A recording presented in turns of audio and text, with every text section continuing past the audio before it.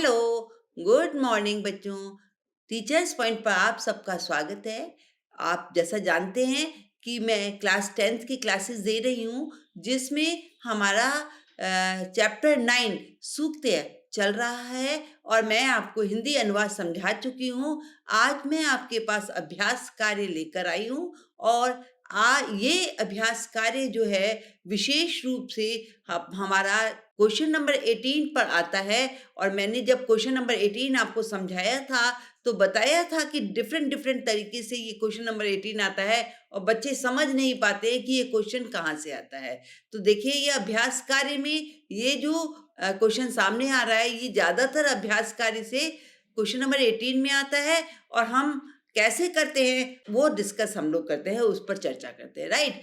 मंजूषाया तद्भावात्मक सूक्तिय विचित्य अधोलिखित कथनानाम समक्षम लिखत। ये आपके पास एक सूक्ति है, राइट। और इस सूक्ति में से उसके भावार्थ को लेकर एक दो वाक्य दिए हुए हैं। एक सूक्ति के दो भावार्थ दिए हुए हैं। आपको उन भावार्थ को छाट करके उस सूक्ति के सामने लिखना है, राइट। अब क्या होता है, सूक्ति का जो भावार्थ होता है, बहुत से बच्चे होते हैं जो समझ नहीं पाते हैं, क्योंकि भावार्थ तो वो लोग बुक्स में अपनी मर्जी से लिखा जाएगा। और बहुत से बच्चे तो वाक्य समझ जाते हैं और बहुत से बच्चे वाक्य को नहीं समझ पाते हैं।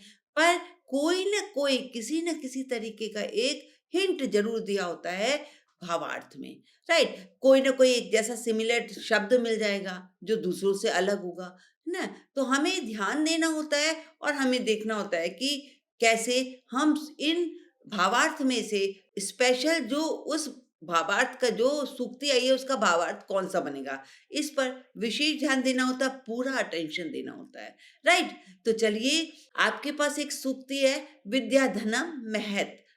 सबसे विद्याधन सबसे महत्वपूर्ण है या सबसे महान है, राइट।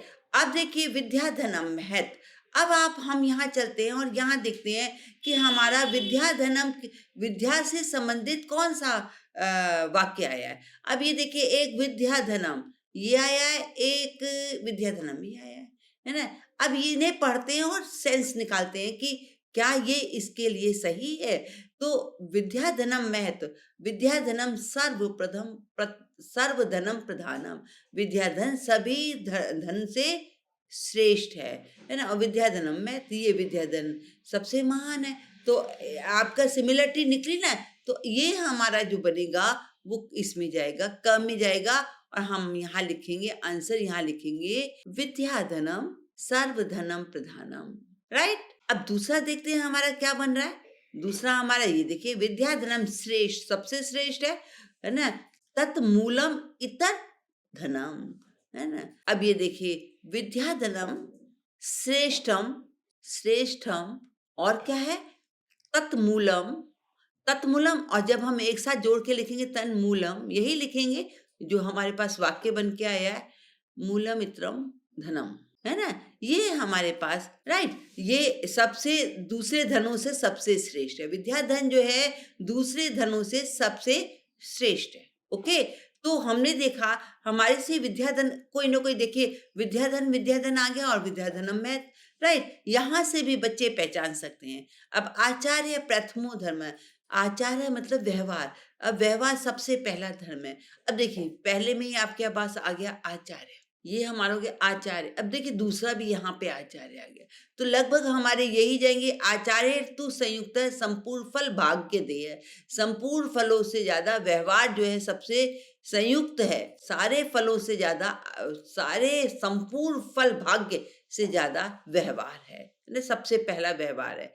तो हम क्या लिखेंगे, आपका पहला आएगा आचार्येण तु संयुक्तः, संयुक्त संपूर्ण फल भाग्य भवेत। भवेद नहीं है, भवेत, भाग्य भवेत, राइट। अब दूसरा हमारे पास कौन सा आ रहा है, आचार्य। देखिए, ये भी आचार्य प्रभवो धनम, आचार्य प्रभवो धर्म संतश्चा चार लक्षणः, चार लक्षणः, राइट, है ना। अब बाकी बचे हुए दो दो और हमारे पास है, चिते वाची च अवक्रता एव समतम।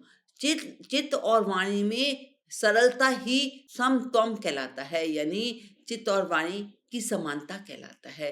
तो ये देखिए आपके पास ये 2 ही बचे हैं, ये मनसी मानसी और मन चित मना मन, है ना? मन और मन वचसी, यहाँ से हमारा अर्थ निकल रहा है। तो मनसी एकम, वचसी एकम कर्मम, एकम कर्मणि, एकम महात्मनाम। एक हमारा ये मनसी और वचसी, चित्त और वाची, है ना? और दूसरा हमारा है सम वो मनसी, सम वो मनांसी जानताम, सम वो मनांसी जानताम।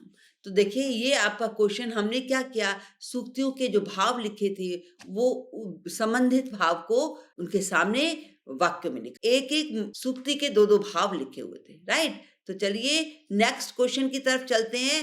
हमारे पास नेक्स्ट क्वेश्चन आ रहा है, ये भी 18, जो मैंने ये इस क्लास में क्वेश्चन नंबर 18 के ही दे रही हूँ। जो हमारे क्वेश्चन नंबर 18 में आते हैं वही क्वेश्चंस आप तक लाई हूँ इस वाले वीडियो में, राइट? अब आपका है अधोलिखिता नाम शब्दानाम पुरता, पुरता होता है सामने, है ना? एक देखो, आपको मैं ये बताऊं बच्चों कि ज्यादातर बच्चे क्या कंफ्यूजन करते हैं, एक होता है परितः और एक होता है पुरतः। दोनों को बच्चे एक ही जैसा समझते हैं। ये होता है पुरतः सामने, और ये परितः, इसका मतलब होता है चारों ओर, चारों ओर, राइट? अब लिखा है अधोलिखित शब्दानाम पुरतः के सामने, इन शब्दों के सामने उचित विलोम शब्द कोष्ठात चित्वा लिखा है। कोष्ठक में से छांट करके इसका विलोम लिखो। तो पक्व, परिपक्व नहीं, अपक्व। अपक्व मैंने जब क्लास कराई थी तब आपको बहुत अच्छी तरह से बताया था कि जिन शब्दों के आगे लग जाता है वो उसका विलोम बन जाता है, राइट? विमूढ़ थी तो सुधी, निधि, मंदधि, मंदधि माना विलोम ही नहीं है, भावार्थ है, अर्थ है। तो हमें क्या लिखना है, सुधी बुद्धिमान, विमूढ़ि मूर्ख, सुधी, राइट? चलिए अब ये करते हैं कातरह। कातरह का क्या होगा, अकातरह, ये डरावना, डर और निडर, राइट? अकातरह, ओके। कृतज्ञता, और इसका तो होता ही कृतघ्नता, हीरा। ये तो आप हिंदी में भी बहुत करते हो और बहुत, मैं सोचती हूँ शायद आप 6 क्लास से इस शब्द को करते हुए आ रहे हैं। नेक्स्ट आलस्यम, आलस्यम का क्या हो जाएगा, उद्योग। आलस, आलस करना, ऐसे ही पड़े रहना, उद्योग परिश्रम करना, उद्योग, ओके। परुषा, परुषा का मतलब होता है कठोर, और इसका हो जाएगा कोमला। ये इस तरीके से हम विलोम शब्द निकालेंगे, राइट? और आगे चलते हैं, क्वेश्चन नंबर 7 पे आते हैं। इसमें हमें क्या नजर आ रहा है, अब इसमें क्या लिखा हुआ, अधोलिखित शब्दा नाम त्रे समानार्थक शब्दा मंजूषाया चित्वा लिखत लिखिन्त्याम। अब ये देखिए आपके पास ये मंजूषा दी हुई है और इनमें कहा है कि इस शब्द के 3 पर्यायवाची समानार्थक शब्द या पर्यायवाची शब्द लिखो। अब अगर आपको इनके अर्थ नहीं आते होंगे तो ये क्वेश्चन आपके लिए निकालना मुश्किल हो जाता है। तो प्रभुतम का मतलब था बहुत अधिक, ज्यादा, ज्यादा। तो प्रभुतम, अब भूरी, भूरी माना ज्यादा, क्या है ये, भूरी, है ना? ये हो जाएगा पहला भूरी। 3 निकालने हैं तो अब हम यहाँ टिक लगाते चले जा रहे हैं, भूरी। और देखिए परिषद, मानसम, मनः, सभा, नयनम, आननम, चेत, विपुल, विपुल माना भी बहुत बहुत ज्यादा होता है, ओके, विपुलम। अब इसके पास एक और निकालना है। नेक्स्ट देखते हैं कौन सा हमारे पास आ रहा है। नेक्स्ट नहीं समझ आया, देखिए समझिए आपको नहीं समझ आ रहा है। अब हम ऐसा करते हैं, हम एक एक शब्द को लेते हैं और एक एक शब्द को उस जिधर इसका अर्थ नजर आ रहा है हम उस तरफ चलते हैं, पर्यायवाची की तरफ या समानार्थक अर्थ की तरफ चलते हैं। लोचनम, लोचनम क्या मतलब होता है, आंख, तो चक्षु, है ना? ये आएगा लोचनम। कैसे भी आप आंसर निकाल सकते हैं, यहाँ से उठा के वहां डाल सकते हैं या शब्दों को सही जगह पे डाल सकते हैं। तो लोचनम, फिर नेत्रम, और देखिए हमारे पास 3 लिखने हैं। और क्या हो सकता है, मन है, सभा, नयनम, नयन, नयन माना भी आंख होता है, नयनम, ओके। अब दूसरा देखिए, नेत्रम हो गया, भूरी भी हमने लिख लिया, है ना?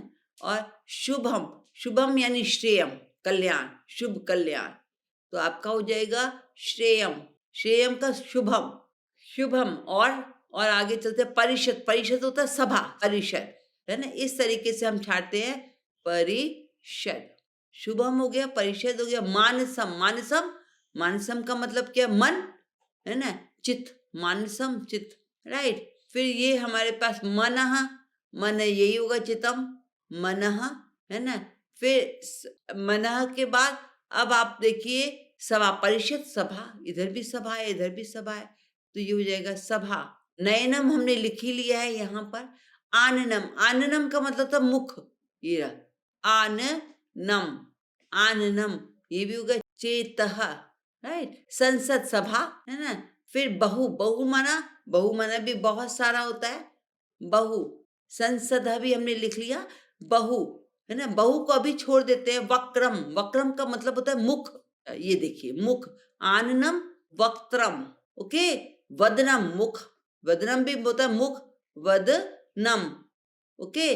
शिवम, शिवम क्या होता है? कल्याण, यहाँ पे आएगा। और कल्याणम, श्रेयम का मतलब कल्याणम। हाँ, अब हमने देखा, हमने सारे शब्दों को उचित स्थान पर फिल कर लिया। अब हमारे पास ये देखिए वक्त्रम भी हो गया, वदनम भी हो गया, शिव भी हो गया, कल्याणम भी हो गया। अब ये बहु बचा, बहु कहाँ गया? बहु हमने जरा देखते हैं, बहु कहाँ पर आएगा? यहाँ पर आएगा। बहु, बहु माना बहुत सारे। तो भूरी, भूरी भी है, विपुलम भी है, एक विपुलम ये, और फिर बहु। इस तरह से आपने देखा कि एक जो क्वेश्चन हमारे पास, देखिए सबसे लास्ट वाला जो क्वेश्चन है वो समानार्थी शब्द के लिए आया है। बॉक्स में बहुत सारे समानार्थी शब्द दिए हैं, जगह पे सही शब्द के आगे समानार्थी शब्द लगाना है ना? हमने उसे समानार्थी शब्द लगाए। इसके बाद यहाँ इस वाले क्वेश्चन में विलोम शब्द आ गए हैं, और नेक्स्ट वाले क्वेश्चन में हमारे पास क्या आया है? हमारे पास एक सूक्ति है जिसके भाव दिए हुए हैं, 2-2 भावों को लिखा है, राइट? तो और एक मैंने आपको ये स्पेशल बताया, ये विशेष, कि चारों ओर क्या होता है? परितः और पुरतः होता है सामने। ओके, तो चलिए मैं ये क्लास यहीं पर क्लोज करती हूँ, और नेक्स्ट क्लास लेके आपके पास जल्दी से जल्दी आऊंगी। तब तक के लिए good bye. Okay, thank you बच्चों।